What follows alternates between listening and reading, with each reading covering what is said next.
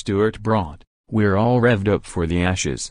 Someone mentioned to me recently that by the time the Ashes starts in August, myself and Jimmy Anderson will be the second oldest pair of opening bowlers in Test history behind those West Indies greats Curtly, Ambrose and Courtney Walsh.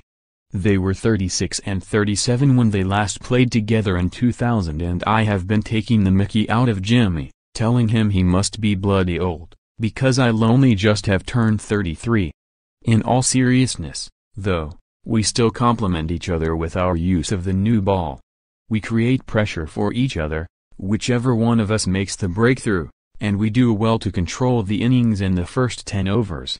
We are really adaptable too. Since discussing the reasons I have shortened my run-up in these pages last month, Markwood and Jimmy have both bowled with longer ones in the final test. There is really good logic to these moves within the bowling group, and I think it shows we are not stuck in our ways. As a captain, Joe Root demands that people are always looking to improve their game, and I think that's pretty obviously what we have done by making little changes. Things didn't necessarily go my way in the amounts of wickets I claimed, but this is the best I can remember bowling for years, beating the bat, creating chances. We know cricket works in roundabouts and you have to wait for your turn. I need to keep doing exactly what I have been. Over this period, I have created pace without having to force it, the seam's been in a good position and I have been beating both edges of the bat. That's 98 dropped catches off my bowling in Test cricket now, and I did jokingly say to Joe the other night over a beer that I was going to raise the ball in the air when I get to 100. The polite version of his reply was that it wouldn't go down too well with him.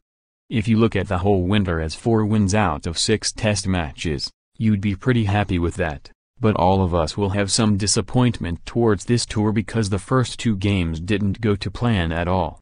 We underperformed and got outplayed pretty strongly. Although to all intents and purposes it was a dead rubber, I feel like we made a lot of strides last week in St. Lucia. We left there in a good place. As players we met before the Antigua test and talked about how we could get better as a team.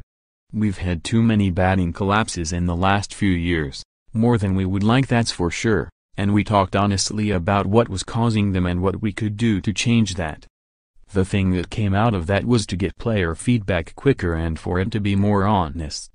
There's no point sitting down at the end of a test match saying we could have done this better.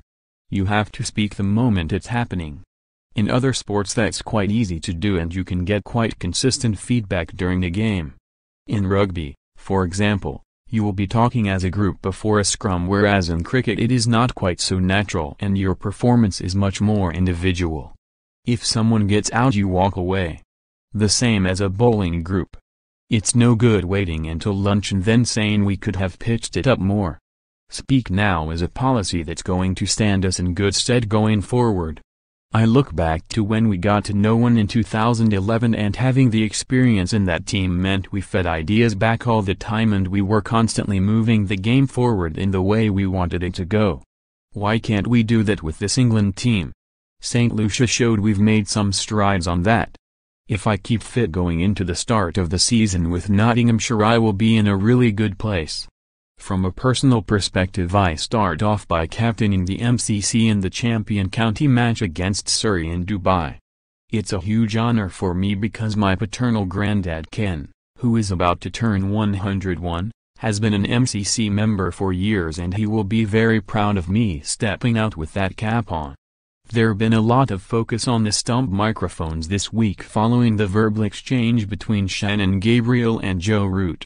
I don't mind having the stump mix on because comments like that are so rare. My view on this is that you shouldn't say something to someone on a cricket field that you wouldn't say to them on the street.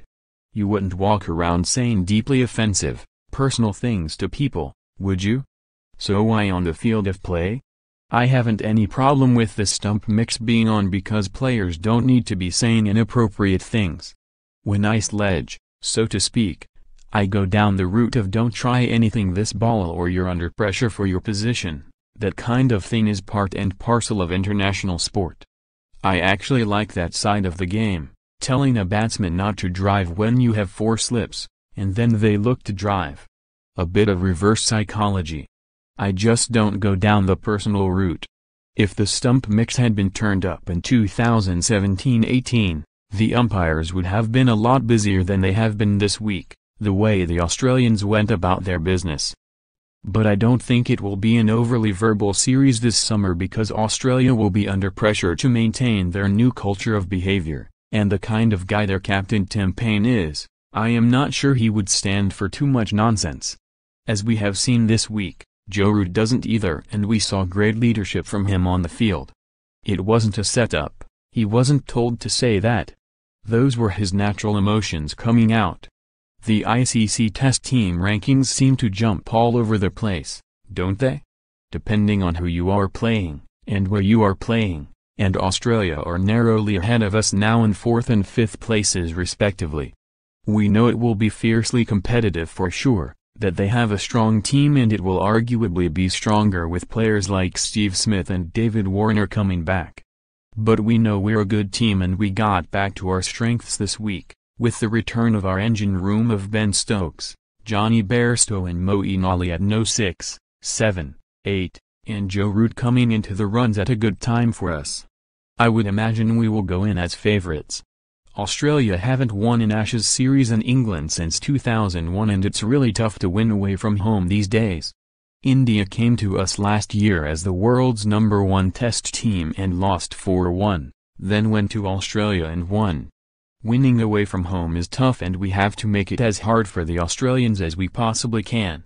The first test is in Birmingham and that means it's going to be lively. It's one of the best atmospheres we get and I don't think those in the Eric Hollies stand are going to allow Smith and Warner to return quietly.